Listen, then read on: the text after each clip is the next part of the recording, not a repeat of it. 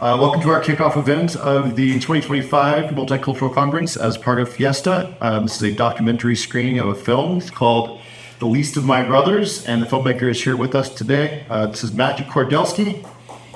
He is a graduate of the film program at Brown University in New Jersey and the 2D animation program at Austin Community College. He runs his own production company for films, motion graphics, animation, podcasts, and commercial videos. He has an animated YouTube channel about dogs. I love it. It's very fun. He spent 5 years researching the murder of Bill Simpson, which is what this film was about. Bill Simpson was the first African-American to desegregate the sundown town of Vidor, Texas. He did not find the answers he thought he would find. In his documentary, he demonstrates that close examination and inquiry often helps us discover that there is more than meets the eye. And so without further ado, Matt Kordelski, any questions for our filmmaker? Yeah. You know, it's funny, you and I had earlier, a minute ago, we were talking about Orson Welles. And one time Orson Welles was giving a talk and nobody showed up, and the announcer said, Orson Welles has done this, he's done that, he's done this, he's been an actor, a writer, a playwright. And Orson Welles comes out and goes, I wish there was as many of you as there are of me. But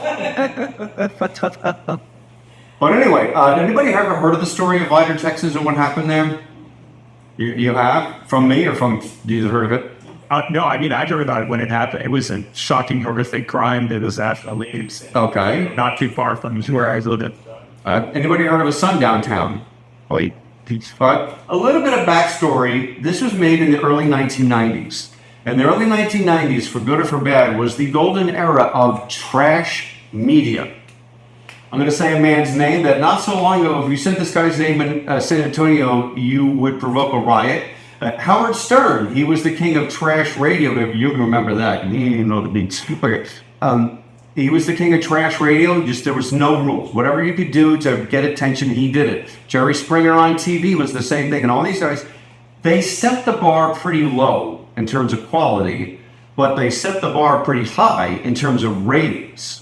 It was completely insane. People you would never have on your TV show. Ku Klux Klansmen, Nazis, neo-Nazis. And the host did not want to make it a civil discussion. They deliberately would get a Klansman and then somebody from Louis Farrakhan's group and hoping they'd fight. It was insane. Now, into this environment, they decided to desegregate the white housing complex in Vidor, Texas. Not long after that, an African-American man moved in, and then he got tired of the harassment, and the day he moved out, he was murdered. I heard that, and I came to a presumption that surely somebody from the Klan killed him. I spent 5 years digging and digging and digging. We'll talk about this afterwards. I did not find the answer I thought I would, but the theme of this festival is more than meets the eye. Keep an open mind. Don't make a snap judgment on just because that's a bad guy who's done a history of bad things. Maybe they didn't do that thing, but hey, we'll talk about it afterwards. Thank you for coming. All right, thank you, Matt, for sharing your film with us. We can now go to a Q&A. Anything you feel like asking the filmmaker? And I actually want to start, if that's okay. Yeah, please. In making this, you must have had to talk to a lot of the residents of Vidor. Yes. Including some pretty despicable racists and other... Some, yes. So how do you... That was my first thought as I was watching this again, was how do you engage with someone who you're totally opposed to in terms of what they stand for? And you still have to make a documentary out of this, so you still have to talk to them. How do you manage that? It was a lot of discipline. I had to try and remain neutral. I was talking to Klansmen, and I was having phone calls with neo-Nazis and racist people, and I promised them I'd be fair to them, and I think I was. I mean, it would have been the easiest thing in the world to cut this to make it look like maybe the Klan did it. There's enough circumstantial what if. I could have done that. I promised them I would, and they were kind of looking like, well, we'll see. Yeah. But yeah, I had to bite my lip a lot, and they would start ranting about different races, different ethnic groups. Any other questions from animals? I mean, at some point, somebody, one of your sources that you recorded said, well, there's no violence here against black people, it's just threats.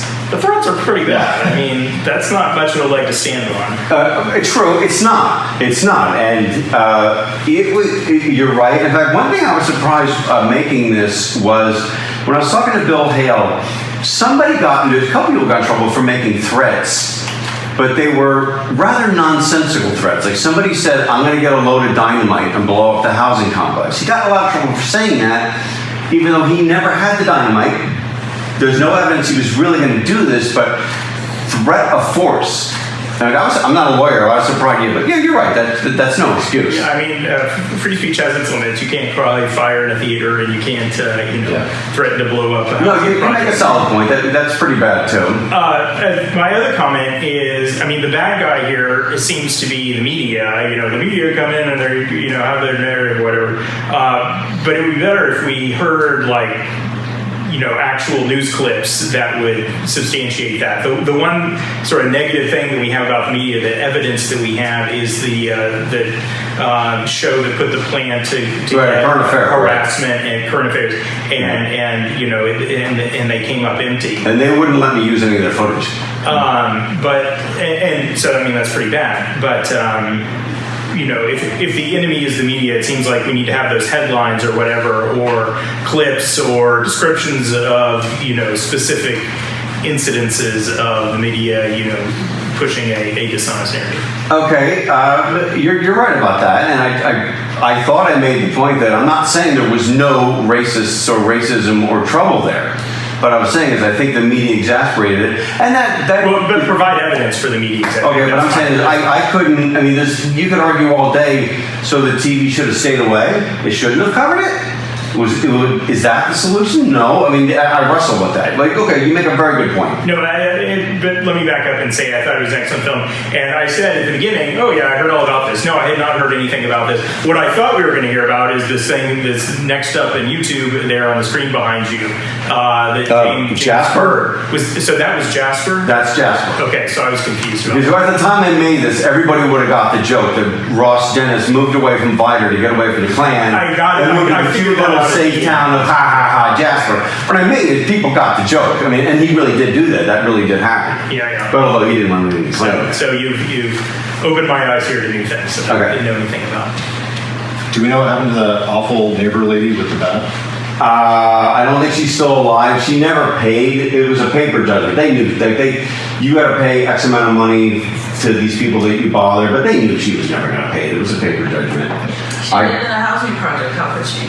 Right, exactly, and they knew that. Yeah. So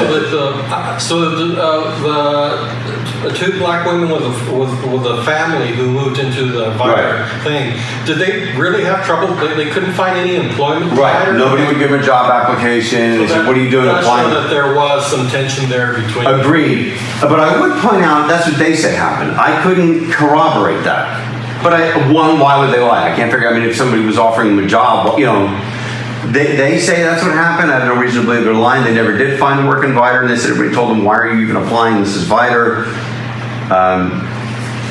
Does that answer your question?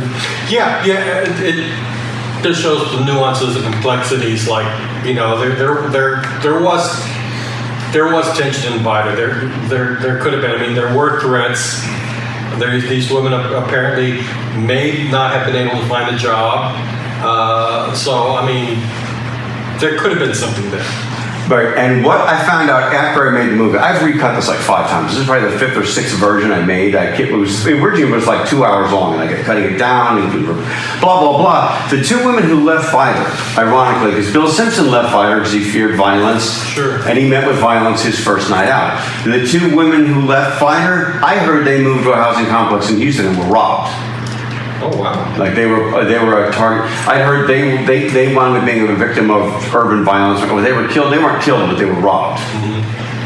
But the other personal thing I was going to mention is that I saw one of the reporters was Darlene Dorsey. Is she here in San Antonio? I've heard that. Yeah, she is now Darlene Dorsey Pickens, and she used to work at a TV station I used to work at, so I know her. So I'm like, as I was watching this, I should have looked up Darlene Dorsey and invited her to this. Yeah. Because I spoke to her on the phone. I never did get her on camera. I think I took a screenshot. I'm hoping it comes out with a thing when I follow her. We're friends on Facebook. Something like Okay. I'm gonna say, yeah, guess what? I saw you, in this documentary, and see what she says. Yeah, I heard she moved to San Antonio. Yeah. Anyone else? I have two questions. What inspired you to make this documentary, and how did you? Well, I never got the hint that you were biased throughout the documentary. So, how did you maintain like professionalism on this? It wasn't easy. Okay, what inspired me to make it? I heard the story. And back in the 90s, I suppose this is still true, but it was really true in the 1990s. It was scandal of the week. It was outrage of the week. The whole country got worked up over something. That's all we were talking about, and you move on to something else. You young people, is that still true today? Somewhat. Okay. Well, it happened, and everybody assumed they were going to make a movie, they were going to make a TV movie, there was going to be a documentary, and nobody did. And I thought, well, I should. And it took me 5 years. Anybody here RTF majors? Well, anyway, nowadays you could make a whole movie like this on your phone. And it would probably look better, sound better. I'll be the first one. There's parts of this make me cringe. Oh, this is awful. I want to redo it. Blah, blah, blah. I was using Betacam SV, huge, big TV cameras. And I was working for video companies, and on the weekends I would take the camera and go do stuff, and when I could find people, you know, I didn't live in Vidor, I was living in Austin. So I had to drive to Vidor, meet people, interview them, come back home. And then I cut it together, and there was like a 2-hour version, and everybody hated it. I cut it down, cut out a lot of the repetition, and then at one point, this amazing new miracle technology of mini DV cameras come out. Remember those?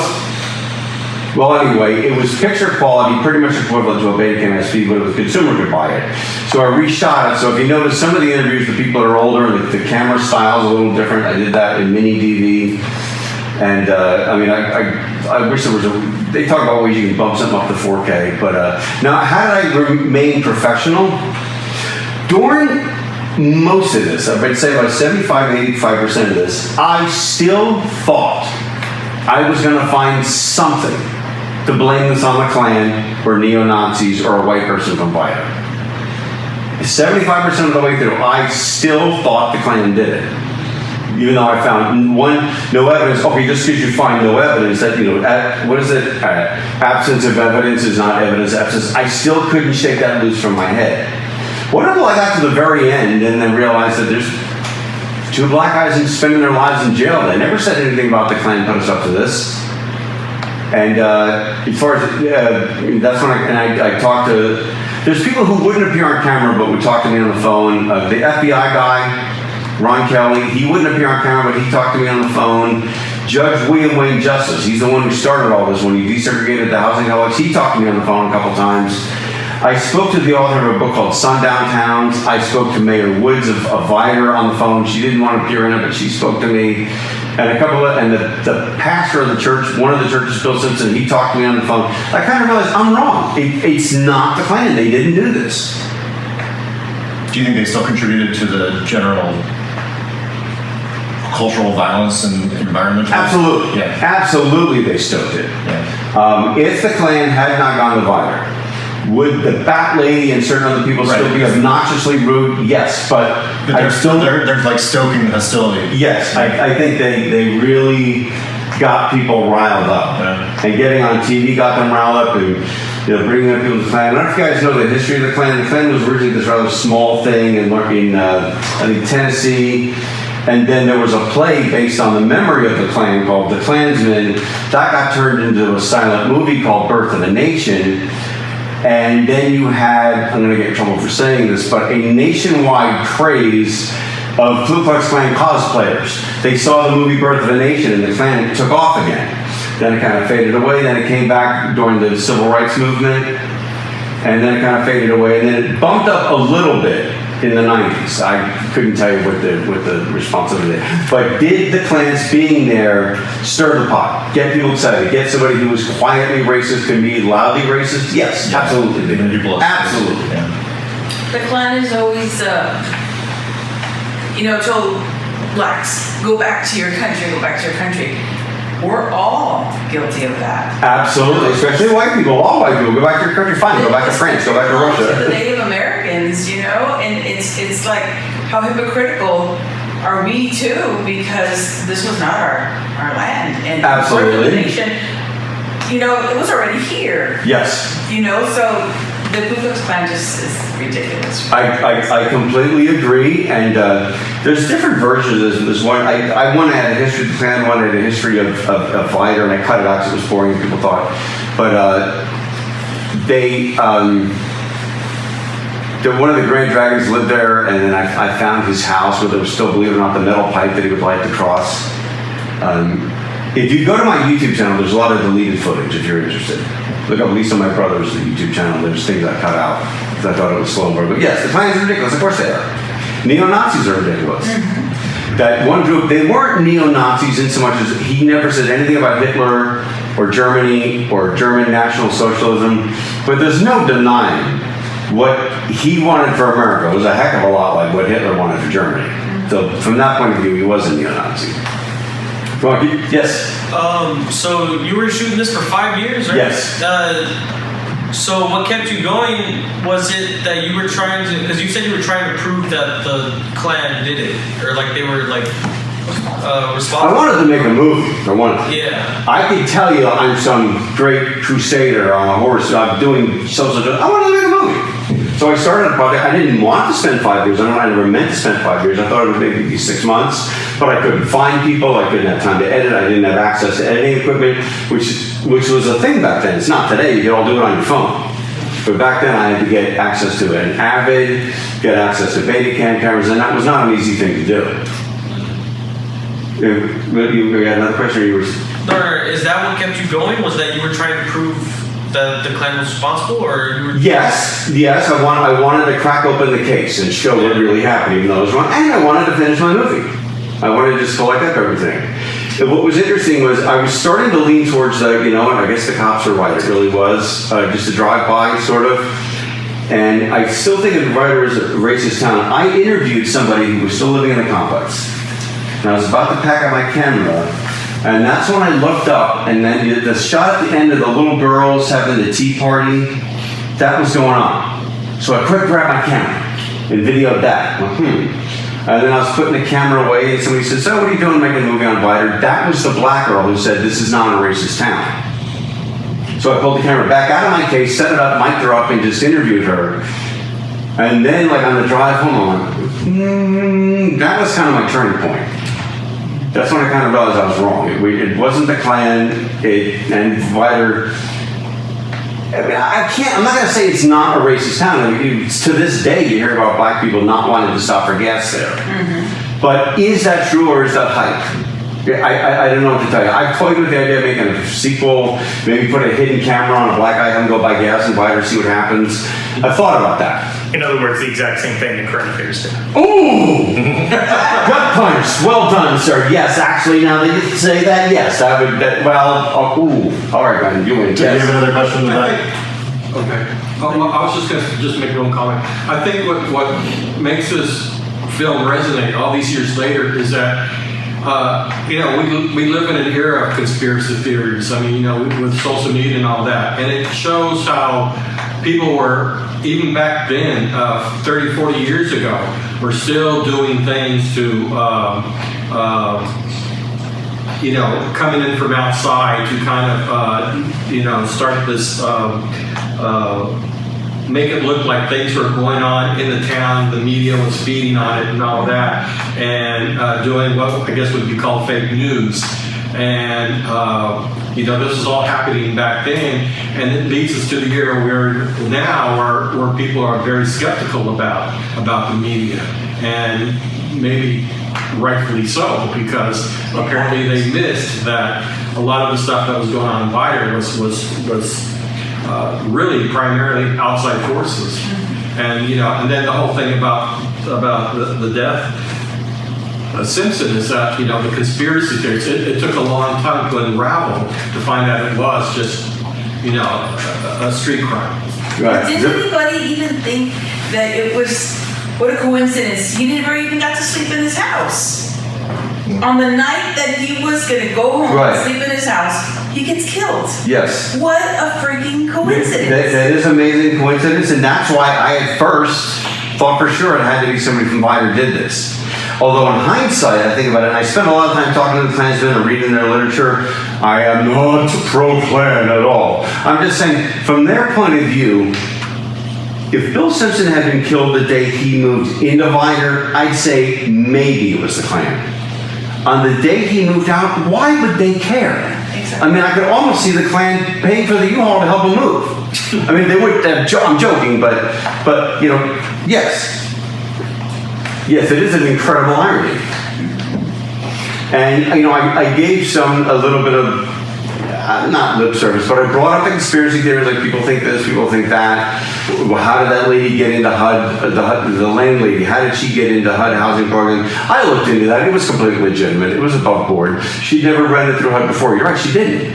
Nobody wanted to rent to Bill Simpson. Nobody wanted the publicity. She saw it on TV. She says, I did this out of the kindness of my heart to give the guy a place to live. I've talked to some people that, I'm not going to get into it. It was partly that she wanted the money. She wanted to rent that house out. She had a house to rent. She had an empty rental property that she couldn't rent to anybody because it was a bad neighborhood. So instead of that house lying empty, she's now getting some HUD money. Plus the notoriety. Plus the notoriety. Yes. She wouldn't appear on camera partially because her Hollywood agent told her not to. At the time I made this, you saw the thing where she was in the National Enquirer. Landlady, she's taking back the streets. She's cleaning up her neighborhood because she's a crusader. No, she wanted to increase the value of her rental property. And there was talk of making either a movie or a TV show about her. And Delta Burke was going to play her. Oh, wow. And no, it was Kathy. It was going to be Delta Burke if it was a TV show, and it was going to be Kathy Bates if it was a movie. And for whatever reason, that didn't happen. So you guys didn't ask about this. I thought somebody would, but I toyed with the idea of making a sequel in Noviter today. I still might do that one day. There have actually been 3 sequels to my movie made that I didn't make. I got paid for some of it. The story of the billboard, the father said, this is where Divider, Texas, where you can get away with murdering a woman. Did anybody hear that story? Okay, that had absolutely nothing to do with racism or the Klan.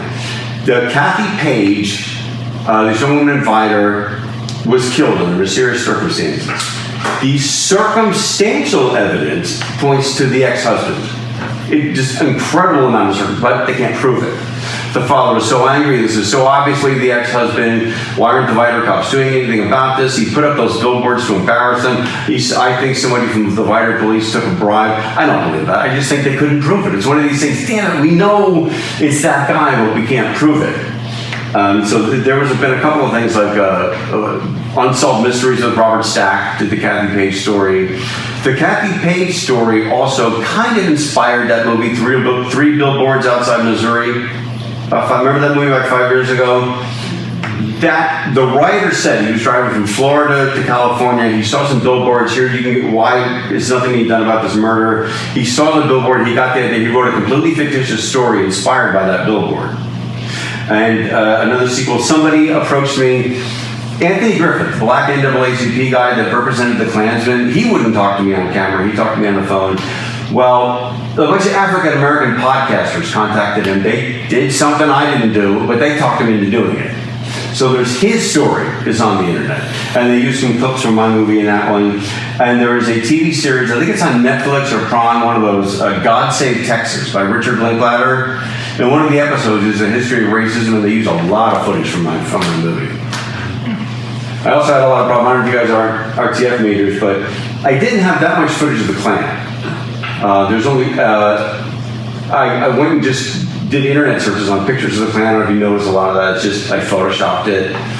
I'll make a confession, I was a bad boy. One of the shots of a burning cross, I faked that. I just got some wooden dowels, glued them together and set them on fire. I just needed a shot of a burning cross. How did you feel at that moment that you were creating a cross? You were setting it on fire? I did it in my backyard. I didn't feel good about it. And I also felt journalistically dubious, but I mean, I'm not lying. I mean, that did happen. I just didn't have a shot of it. And in fact, one of the early versions, I said fake. And people said, Matt, stop with the words on the screen. We get it. Like, you notice every time I showed a fighter cop car, I said unrelated stuff. I noticed one time you showed stock footage, but you were clear to specify this is stock footage. Yes. And I don't remember why I didn't do that over the cross, but I faked that. And I, for a very short time, was talking to Hollywood about turning this into a movie. Oh man, this is it. This is my dream come true. And then Waco happened. And like, oh, we're going to follow that story. We'll get back to you. Maybe we'll do something with this. And any aspiring screenwriters in the room, they told me something interesting. Every made-for-TV movie, every one, not every movie, every made-for-TV movie is the story of a woman trying to save her family through the strength of her heart. And I'm like, well, that might be a recurring theme. It doesn't. No. And like ever since they told me that, I can't look at a movie and like, oh my God, that is it. So they either wanted to do the story of the two black women who moved out or the story of the mayor of Vidor. And I was talking to both of those people, the two women who moved out and the mayor of Vidor, about doing a movie. And the mayor didn't want to do it because of the bad publicity. The two women wanted to do it, but then the movie never happened. So what are you going to do? Is there anything else I want to talk about? I can talk all day about this. Anyone else? What do you think? I think it was the head of the clan. He didn't want to speak about the bus. Because he's guilty of sin. He did drive through that neighborhood, not him, but his clan, there were two clan groups. His clan group did go through that neighborhood, did drive through the complex. There was somebody with a machine gun. That is threat of force. That's intimidation by threat of force. Actually pointing a gun at somebody and saying, I'm going to shoot you, is a worse crime, but you driving it through holding a gun, that's a crime too. That's intimidation by threat of force. And I think I don't know about him, but his group absolutely did that. And that's why he wouldn't talk about it. Because it could come back in court later on. And he was pleading the fifth, but I think he's guilty of saying he did that. And then in the voiceover, what was the lady's name? McGarcy? Lynn Marie Garcia? Yes. That was your voiceover saying that she had kind of orchestrated multiple interviews for you? Yes. I went to the bathroom. I don't remember. Did this version have the interview with the woman whose leg was shot off? Mm-hmm. Yes. It was. I was in the bathroom. Okay, she got me that. No TV network in the world could get that. She kept saying no. Lynn Marie Darcy got me that, and she got me. She got me around the neighborhood. The shots of Bill Simpson's house. She pointed out that's the house, and she stood there, and she got me Lynn Marie Darcy, and I think there was. She gave me some other phone numbers. Okay, so you don't think that she set Bill up? No, I do not. I do not. They could have easily set him up in Vidor.